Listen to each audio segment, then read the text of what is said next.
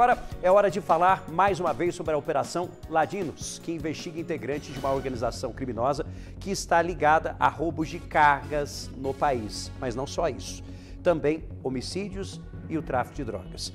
Lembra, eu trouxe as informações aqui no nosso Balanço Geral, logo no começo, que essa operação começou lá em Campinas, da Polícia Federal juntamente com o GAECO. E aí começaram a descobrir núcleos dessa organização. E tem gente na nossa região participando deste grupo criminoso de acordo com as investigações. Rafael Ribeiro, vamos trazer as atualizações e se já podemos fazer um balanço dessa operação realizada em várias regiões do país. Rafa. Exatamente, Rafa. A polícia está desencadeando essa operação, né, que começou em Campinas, como você mesmo disse.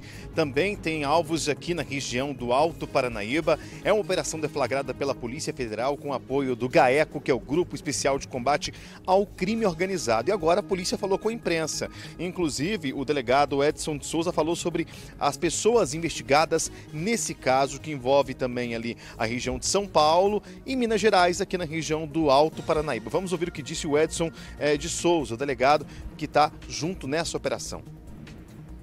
As duas principais que estão nas seis, são duas empresas em Minas Gerais voltadas ao comércio de defensivos agrícolas, que era onde eles utilizavam para fins de... E tem uma terceira empresa, essa empresa não existe, o próprio líder da organização criminosa confessou isso no momento que ele foi preso, que é uma empresa voltada ao comércio de caminhões, mas ela nunca existiu, ela somente existe para fins de movimentação. Então essas três empresas são nossos alvos principais. No entanto, essas empresas negociaram com 3 outras empresas, então essas outras 3 entram no nosso radar em razão da movimentação financeira existente entre elas. Nós estávamos procurando um indivíduo contra quem pendia um mandado de prisão em razão de roubo de cargas e caminhões. E que ele estaria relacionado a um homicídio em Ribeirão Preto. A partir da identificação desse indivíduo e a partir do que nós analisamos, do que foi apreendido com ele, veio o descortinamento e a relação entre todas essas pessoas e toda essa organização criminosa. Repito, para ficar simples, nós não estamos investigando cada um dos crimes que eles cometeram. Isso existe processos e inquéritos espalhados pelo Brasil. O que nós estamos demonstrando é que esses crimes foram cometidos por uma única organização criminosa e que estava voltada nesse momento a esconder todos os ganhos que tiveram. 19 mandados de prisão temporária, válidos por 30 dias. A prisão temporária, ela tem uma delimitação, porque o objetivo dela é instruir o inquérito policial. Se nós entendermos que algumas dessas pessoas possam vir a causar problemas, nós pediremos a prorrogação e, havendo a conclusão da análise do que foi apreendido hoje, o Ministério Público e a Polícia Federal, ao encerrar o inquérito, pode pedir a conversão dessas prisões temporárias em preventiva. O líder da organização criminosa, por exemplo, está preso desde o momento em que a Polícia Federal cumpriu o mandado em 2022 e continua preso até hoje. Olha, além dessas prisões temporárias que o delegado disse aí que já estão sendo cumpridas, foram cumpridas no caso, Rafa, a polícia também desencadeou aí o cumprimento de 21 mandados de busca e apreensão em São Paulo, em Minas Gerais, Sergipe, Bahia, Pernambuco e Alagoas, várias regiões do Brasil. Além de prisões e buscas também nesses lugares, a polícia ela também fez o sequestro de bens e valores ligados a essa organização em um total de 382 milhões de reais. E é um dinheiro que, segundo a polícia, estava sendo lavado com essas empresas falsas. Vamos ouvir o que o delegado fala a respeito desse dinheiro que foi, então, descoberto dentro dessa operação. Nosso processo aqui é demonstrar à justiça a interligação entre todos os crimes, como essa organização criminosa se estende do Sudeste até o Nordeste, fazendo cooptação, encaminhamento de armas, inclusive roubo a bancos, roubo a instituições financeiras, quer aqui na nossa região, quer no Nordeste. Então, o nosso principal foco hoje é a integração de uma organização criminosa e a comprovação da lavagem de dinheiro, que, pelos montantes que nós comprovamos, pela análise de relatórios de inteligência financeira e outros cruzamentos de dados, chega a quase 400 milhões de reais aí nos últimos anos. Todos os elementos dessa organização criminosa, dos quais nós identificamos 19, e desses 19, 15 foram presos hoje, incluindo homens e mulheres, respondem a diversos processos e inquéritos. Muitos desses estão sigilosos, então nós não podemos publicar em relação a que eles estão ligados. Mas dentro do processo, dentro da justiça, nós estamos demonstrando que essas pessoas estão ligadas a esses crimes e esses crimes ligados a essa organização criminosa.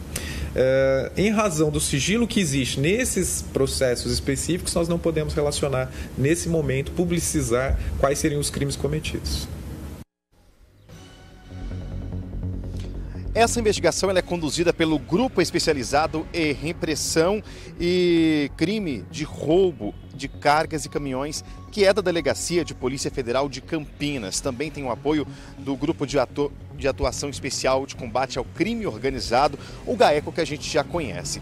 Olha, lembrando que essas investigações começaram no ano de 2022, já são 2 anos de investigação, onde vários materiais foram apreendidos pela polícia. A gente está falando aí de identidades falsas, bloqueadores de sinal, notebooks, aparelhos celulares, documentos e veículos que foram apreendidos.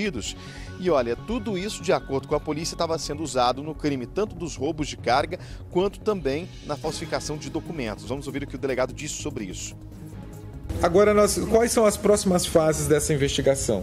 As próximas fases são: nós vamos analisar todo o material que foi apreendido, nós vamos verificar, periciar, inclusive, relógios, todos esses ativos são muito comuns, são 2 ativos comuns que os criminosos usam para esconder dinheiro.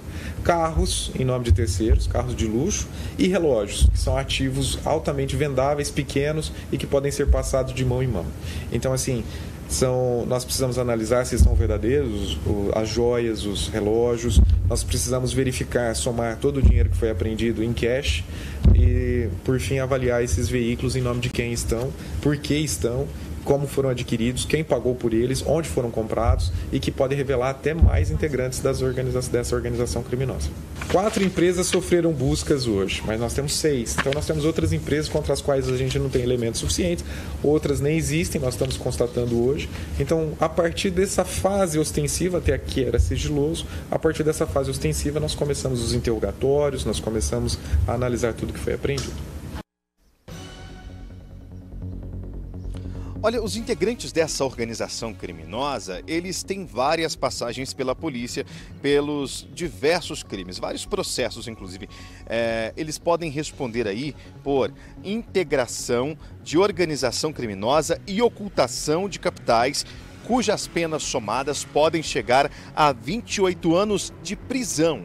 Ou seja, com essa fase da operação, de acordo com o delegado, Rafa, com os documentos, notebooks, tudo que está sendo apreendido nesse primeiro momento, que até então ele disse que era sigiloso, mas que agora veio à imprensa para falar o que foi apreendido, a polícia pode descobrir mais coisas. Ou seja, essa operação ainda está longe de acabar. Começou em 2022, teve desdobramentos aqui na região do Alto Paranaíba, em Patos de Minas. A gente está confirmando ainda porque teve uma empresa que sofreu buscas também na região do bairro Cidade Nova, viaturas da Polícia Federal no local para fazer esse cumprimento, e a gente vai continuar acompanhando. A gente sabe que é uma investigação sigilosa para não correr nenhum risco de vazar informações e que a polícia, sempre que necessário, ela chega para trazer então um resultado dessas investigações com a prisão de suspeitos, a receptação de, na verdade, pega os bens dessas pessoas que estavam sendo usados para lavar dinheiro e as pessoas também que sofrem os mandados de busca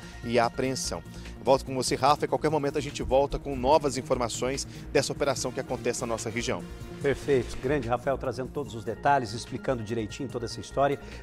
Desculpe, e é importante a polícia fazer agora aquele trabalho para conseguir tirar o capital desse grupo criminoso.